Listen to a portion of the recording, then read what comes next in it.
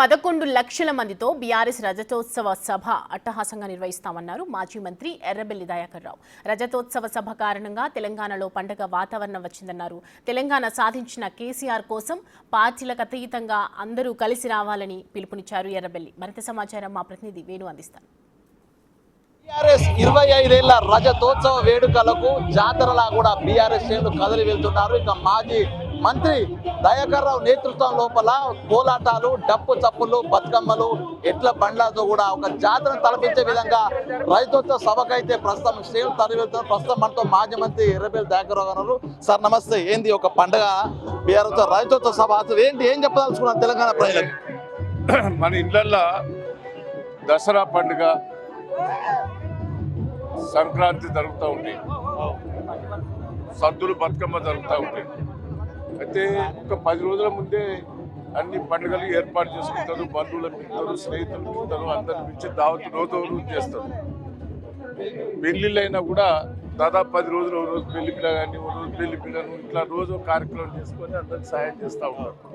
కార్యక్రమం చేయటం జరుగుతూ ఉంటుంది. అయితే ఈ కార్యక్రమంలో లోపల 20 సంవత్సరాలు తెలంగాణ అంటే టీఆర్ఎస్ పార్టీ, బీఆర్ఎస్ పార్టీ ఈరోజు స్థాపించి 25 ఏళ్ళకు రేపు అవుతున్నది. టీఆర్ఎస్ పార్టీ స్థాపించినప్పుడు తెలంగాణ ఉద్యమం ఎట్లా జరిపింది? ఊరూరా ఇంటింట జరిగింది. ఆ ఉద్యమం లోపల చాలామంది ప్రాణత్యాగాలు చేశారు, జైల్లో పోయారు, ప్రాణాలు తెగించి పనిచేశాడు కేసీఆర్ గారు. ఉద్యమకారులు చాలామంది ఉన్నారు. రాజకీయాలు అతీతంగా చేశారు. ఇప్పుడు నేను తెలుగుదేశంలో ఉన్నా, నేను తెలంగాణ కోసం ఢిల్లీలో ధర్నా చేసిన, ఇక్కడ ధర్నా చేసిన, జైలుకు పోయినా, అన్ని తీర్లు అయినా.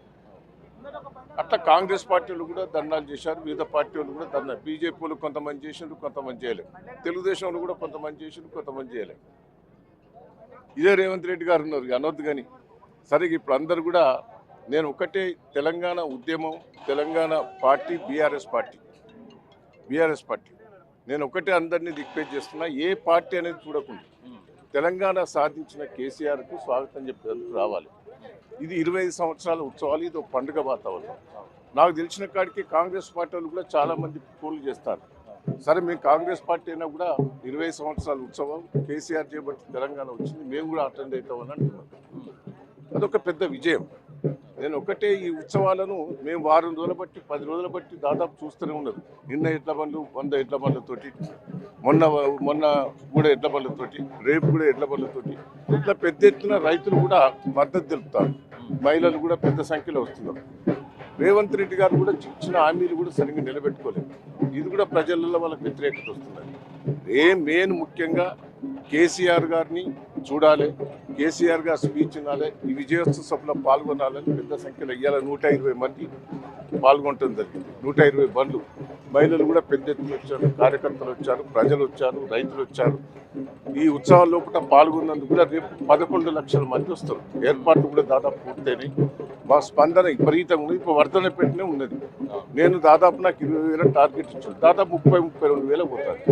పాలకుర్తి 20,000 టార్గెట్ ఇచ్చింది, అది 26-27 పోతుంది. జనం వాలంటీర్గా వస్తున్నారు. కార్యకర్తల స్పందన, ప్రజల స్పందన విపరీతంగా ఉన్నది. ఈ ఉత్సవాన్ని ప్రతి ఒక్కరు కూడా దయచేసి సహకరించవలసిందిగా మీకు అనిపిస్తుంది. అంటే ఈ విజయోత్సవాల లోపల తెలంగాణ ఉద్యమం ఏ విధంగా జరిగింది, భవిష్యత్ కార్యాచరణ మీద ఉండబోతుందా, ప్రభుత్వ వైఫల్యం మీద మీరు ప్రతిపక్షంగా మీరు నేనేందంటే 25 సంవత్సరాల ఉత్సవాల మీదనే మేము జరగబోతుంది.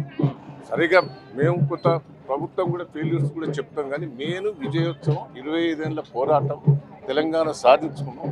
ఏ రూపంగా సాధించాలి, ఏ రూప పోరాటమే ముఖ్యంగా ఉంటుందని సందర్భంగా తెలియజేస్తాం.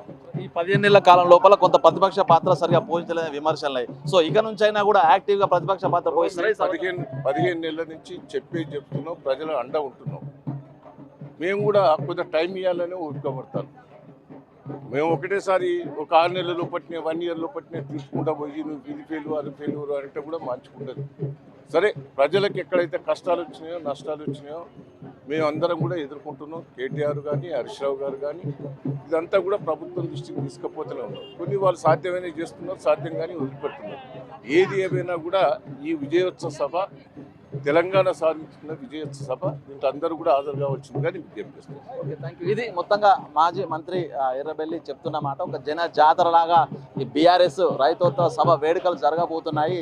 25 ఏళ్ల పాటు చేసినటువంటి కార్యక్రమాలు భవిష్యత్ కార్యాచరణతో పాటుగా కూడా రాబోయే రోజు లోపల బీఆర్ఎస్ పార్టీ చేయబోయేటువంటి దానిపై కూడా ఒక నిర్దేశం ఉండబోతోంది. ఇక ప్రజలందరూ పార్టీలకు అతీతంగా వచ్చి ఈ యొక్క విజయోత్సవ సభను పూర్తిగా విజయోత్సవం చేయాలంటూ కూడా ఎర్రబెల్లి పిలుపునిస్తున్న పరిస్థితి. సంతోష్తో వేణు బిత్తిరి.